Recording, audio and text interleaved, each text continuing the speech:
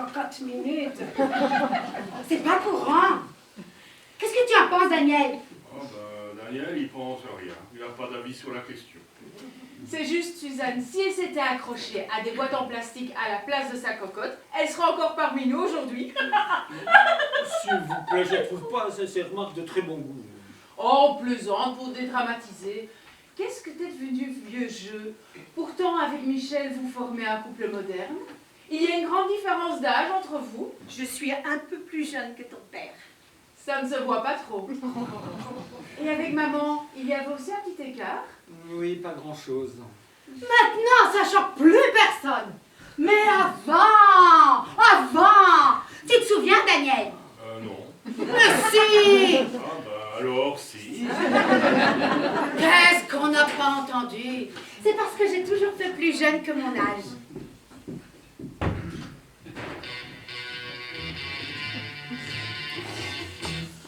Allô? Ah. Et pourquoi? Et qu'est-ce qu'il dit, Van de Drich? Michel, les pâtes, elles sont complètes? Non basique. Ah, c'est embêtant ça. Elles ont un indice glycémique plus élevé. Désolée, il n'y a rien d'autre. Il est pénible, Fabien, avec son téléphone, là. Bon. Nous avons pris une décision avec Michel. Nous allons vous faire une donation-partage de la maison de papy. On garde simplement l'usufruit. Vous vous partagerez tous les trois par égal le montant de la maison. Merci. Ça vaut dans les combien environ? Aucune idée. Serge, tu peux retirer tes lunettes, s'il te plaît? Qu'est-ce que tu en penses? Je vous remercie. Je te demande pas de nous remercier. Je te demande de me dire simplement si ça te convient. Alors, ça me convient. Et toi, Magali? Ça ne me convient pas. Je ne veux pas de cette maison. Et pour quelle raison? Je ne la sens pas, je n'y peux rien. C'est celle de tes grands-parents. Qu'est-ce qu'elle a de particulier? Je ne l'aime pas. Il y a eu tellement de rumeurs. La rumeur populaire, tu sais ce que j'en pense. Je te remercie, mais je ne veux pas de ma part. Je la laisse aux garçons pour fonder une famille. Les pâtes, elles doivent être cuites maintenant. Oui, je vais voir. On reste comme ça pour déjeuner? Oh, installez-vous comme vous voulez. Allez, un homme, une femme. Nadine. Nadège. Nadège. Pardon. Nadège. Serge. Non. Zoé, Magali. C'est pas un homme. Un peu quand même.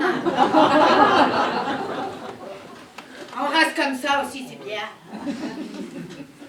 Eh ben, ça ne risque pas de chauffer, la bonbonne de gaz est vide. C'est pas vrai, merde. Il en reste peut-être une dans la remise, je m'en occupe. Et tu vas faire cette tête-là toute la journée? C'est la seule que j'ai. On va faire un effort, hein, Serge, s'il te plaît. Mais j'en fais 3 mois. Je me surpasse même. Attention, ton dos. Il faut que je prenne rendez-vous avec le docteur Bellisti cette semaine. J'ai mal au rein, au réveil, insoutenable. Et il a un petit garçon de 8 ans, ce médecin, Sacha. Mignon tout plein. Ah, Daniel! Tout plein. À la synagogue, il ne sait pas dire amen. Il dit Ahmed. Il fait rire tout le monde. Qu'est-ce qu'il aime chanter, ce gosse. Magali aussi. Ah bon? Oui, depuis toute petite, je chante. Ça a duré jusqu'à la séparation de mes parents. Désolée si j'ai moins chanté depuis que tu es avec Michel, je devais être moins inspirée. Ce n'est pas notre jour, elle est vide également. Il y a des biscuits, par contre. Mais bon sang, bonsoir, mais tu pouvais pas vérifier avant. On est tous là comme des imbéciles à attendre pour rien. Mais qu'est-ce que tu veux que j'y fasse, Jean-Claude? Et puis, parle-moi autrement. Ah, ce n'est pas grave. C'était des pâtes de mauvaise qualité. Excuse-moi, c'est une bonne idée les biscuits. Ils sont encore bons, moi. On a consommé avant mars 2008. Oh, ben, parfait. Vous n'avez rien contre les gâteaux avariés? Vous avez des nouvelles des Rosenberg? Qui ça? Mais la famille Rosenberg qui habitait dans le coin. Non. Elle possédait une conserverie près de la mairie, paraît-il. Bon, moi, ça me dit rien. Pourquoi tu demandes ça? Eh bien, ils habitaient au 21 rue de la Fontaine, j'ai cru comprendre. Ben, c'est ici. Qu'est-ce que tu cherches exactement, Magali? Rien, je m'informe, c'est tout. Et on m'a dit qu'ils habitaient au 21 rue de la Fontaine jusqu'en 42. Puis ils sont restés quelques jours à Drancy avant de s'installer définitivement en Pologne avec leur fille. Je pensais que vous saviez où ils étaient aujourd'hui. Mais tu arrêtes tes insinuations douteuses immédiatement. Qu'est-ce que tu veux nous faire croire? Qu'Alphonse était un nazi? Cette maison est une maison respectable. Je veux rien vous faire croire. J'aimerais simplement savoir si mon grand-père était beurre, œuf, fromage, comme tout le monde le pense ici dans ce village. Je l'emmerde, ce village. La moitié des vieux croulants qui habitent encore ont tous été des pourris durant la guerre. Des pourris qui ont retourné leur veste juste avant la libération. Ça, c'est la vérité. Je la tiens de mon père et j'ai confiance en lui. Alors tes ragots de miliciens, tu te les gardes.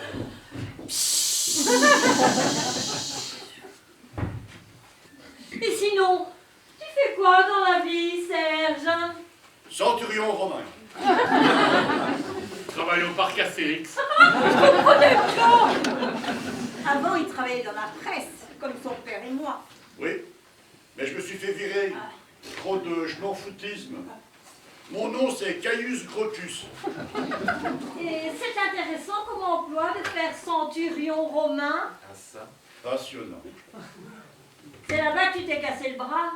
Oui, lors d'un combat de gladiateurs contre Musculotor, dit le boucher de Macédoine. C'est pas possible! Et en hiver, vous avez pas trop froid aux jambes avec les jupettes? Non, le parc nous prête des collants en laine. C'est gentil! Tiens, danse à Daniel! J'en perds pas de miel. Et t'as des enfants. Pas à ma connaissance. T'es pas mariée. Si, Elle n'a pas pu venir aujourd'hui. si. Bah, nous. C'est la fausse blonde là-bas avec le playboy. Serge! Oups! Et vous avez des frères et sœurs? Une sœur. Mais on se voit plus. Elle est allée rejoindre le Seigneur. Oh, pardon, je savais pas. J'y suis désolée. Mais non, elle est rentrée dans les ordres. Ce n'est pas courant de nos jours de rentrer dans un couvent. Elle a eu la révélation devant un reportage sur la confection du cidre dans le Calvados. Quel rapport? Ah, ça se passait dans une abbaye. Il faut dire qu'elle a toujours été un peu zinzin, la frangine. C'est la farfelue de la famille. Elle a totalement coupé les ponts avec nous pour se consacrer à Dieu. Et nous, wouhou, comme si elle était morte. Ça me rend souvent triste. Je ne comprends pas pourquoi elle ne veut plus me voir. Eh ben, c'est parce que... vis-à-vis de votre situation, personnellement, j'ai rien contre. Mais vis-à-vis du christianisme, peut-être qu'il y a comme des contre-indications. Ah bon, et pourquoi ça?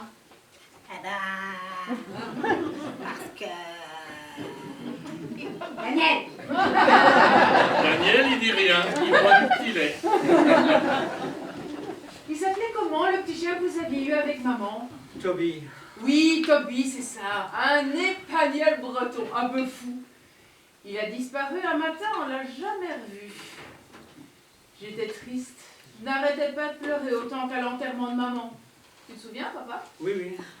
Vous savez d'où vient le terme exact de breton? De Bretagne!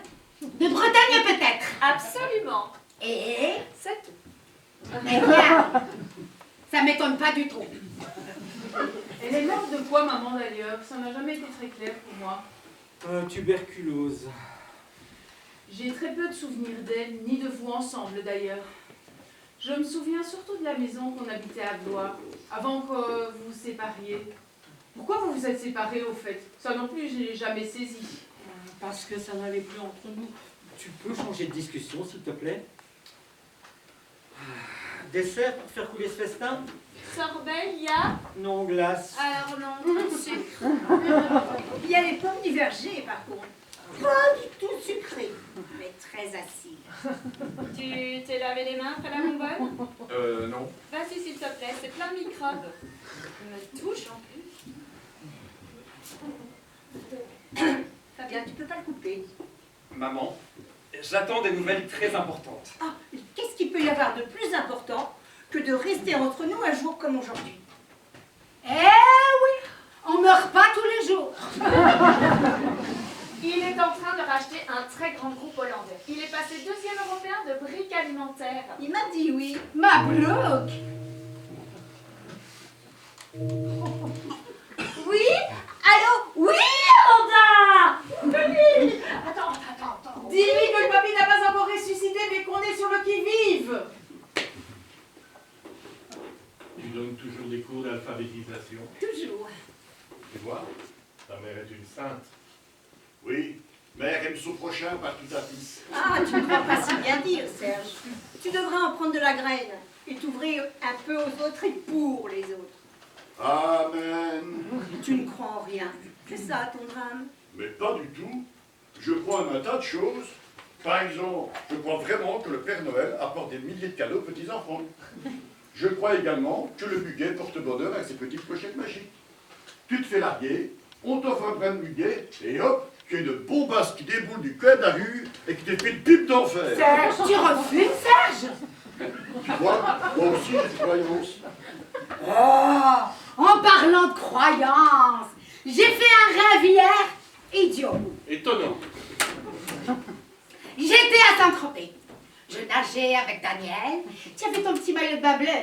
On était poursuivis par des éléphants de mer. Et il y en avait un, il ressemblait à Tata Fortuné. On nage vite vers la grotte souterraine. Je sors de l'eau la première. Je veux aider Daniel. Et au moment où je lui tire sur le bras, ah, c'est plus Daniel, c'est Enrico Macias. Et là, elle se fait bouffer par l'éléphant de mer. C'est curieux, non? Qu'en penses-tu? C'est comme la fois où j'ai rêvé du bébé de Céline Dion. Oh non, pas celui-là, s'il te plaît. Ouah, c'est un rêve, c'est tout. Racontez, Suzy. Suzanne. Je rêve que je mets au monde le bébé de Céline Dion. Mais comme il n'est pas viable, moi, je vais le broyer avec une machine pour faire des boulettes. Mais après, je suis embêtée parce qu'il faut l'apprendre à Céline. On est copines dans mon rêve.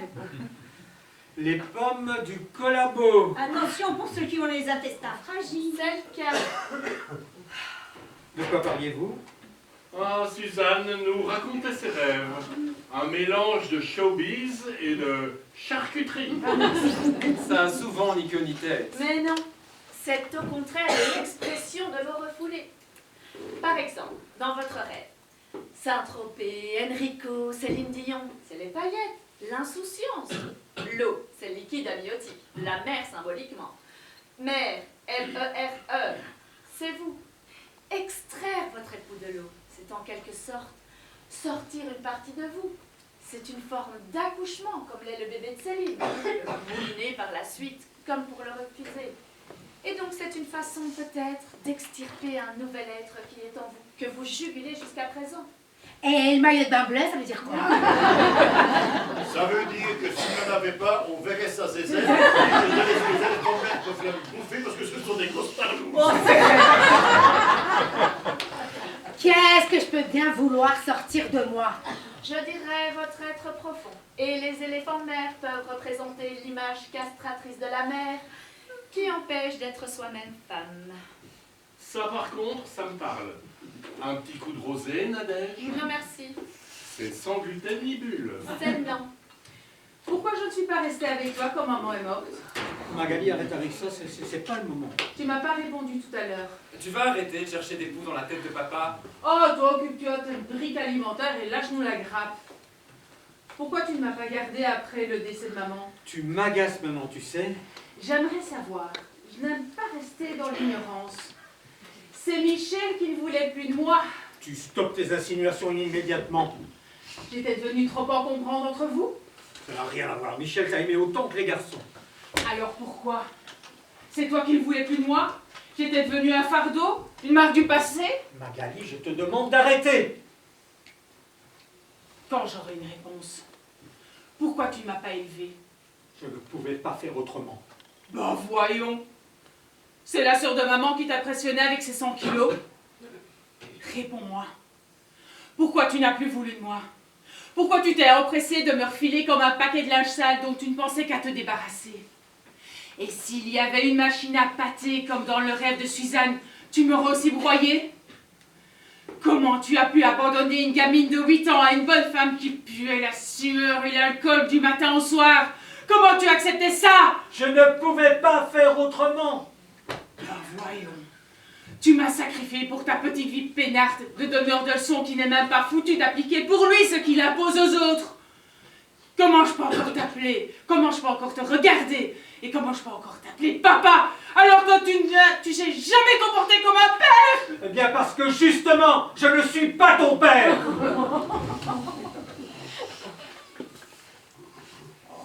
Tu peux répéter ce que tu viens de dire? Je ne suis pas ton père.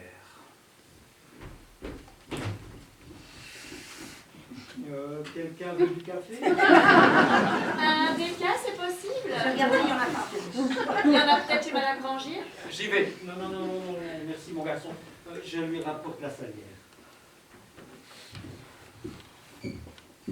Alors là, le choc. Attention avec les pommes du collabo, tu vas être malade.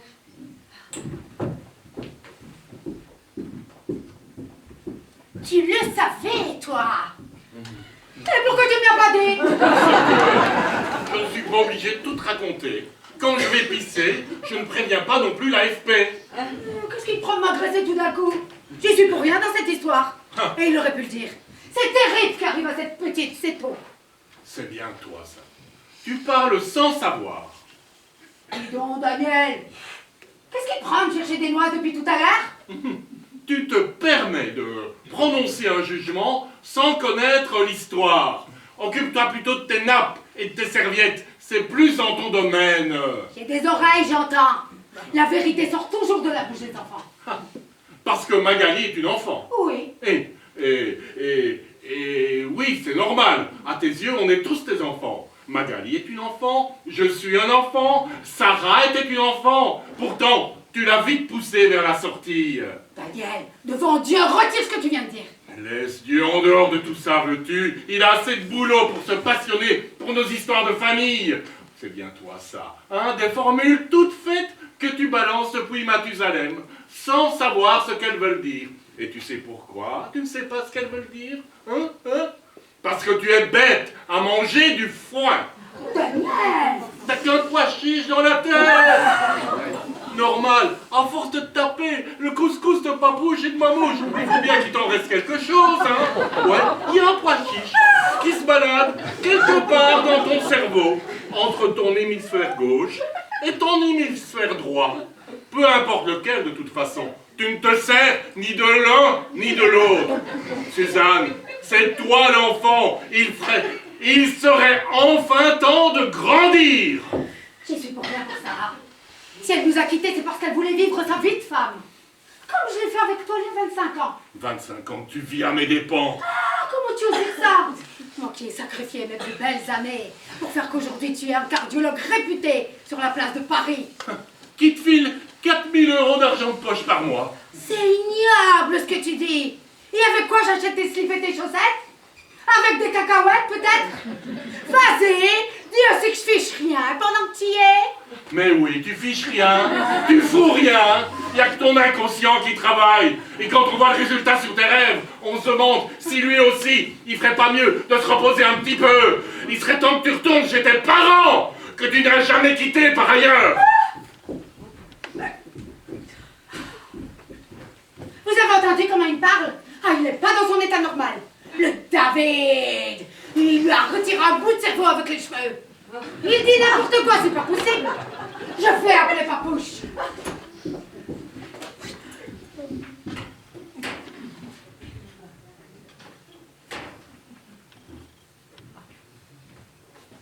Je veux divorcer. Va te faire enculer. Mais ça doit certainement déjà être fait. Je vais peut-être le premier partout. Tu es vraiment un crétin. Tu le découvres aujourd'hui? Toi qui as élevé au plus haut rang l'art du jugement inconsidéré? Madame est toujours portée sur la bouteille, en plus d'avoir la cuisse légère. Moi, quand je bois, je ne lève la main sur personne. Je t'ai quitté parce que t'es un pauvre type, triste, qui traîne un mal de vivre qui ferait pleurer un congrès de protestants. Tu m'as surtout quitté parce que j'avais plus un rond. Il y en a qui investissent dans la pierre. Toi, c'est dans les hommes. Tu as tort. C'est moins solide. J'ai ouvert les yeux. Et moi, j'ai fermé le compte en banque. Pour ce qu'il y avait dessus. Le temps n'est pas gêné pour la remplir. Mais pour ça, il faut bosser. Et ça, c'est un concept qui ne te passionne pas beaucoup. Tu crois que c'est facile? Les mains baladeuses, les sous-entendus grivois. Quand j'ai compris le système, j'ai pensé que quitte à y passer, autant viser le haut du panier. J'ai manqué dans ma vie. J'ai voulu me rattraper. Je suis au bord des larmes. J'aime Fabien. Tu parles. Mais s'il ne payait pas l'ISF, tu ne ferais pas semblant de jouir quand il te baise. Ce que tu vas certainement continuer à faire. Pas la peine, il sait s'y prendre, lui. Est-ce que j'ai pu m'ennuyer avec toi à ce niveau-là? Même dans ce domaine, tu étais d'un triste. Pourtant, tu faisais pour. Je te retourne le compliment. Madame peut jouer les grandes bourgeoises délurées. Mais oublie, t'es aussi actif qu'un koala. Ça va déguiser l'appétit, vivant. Ah, faut-il encore avoir faim?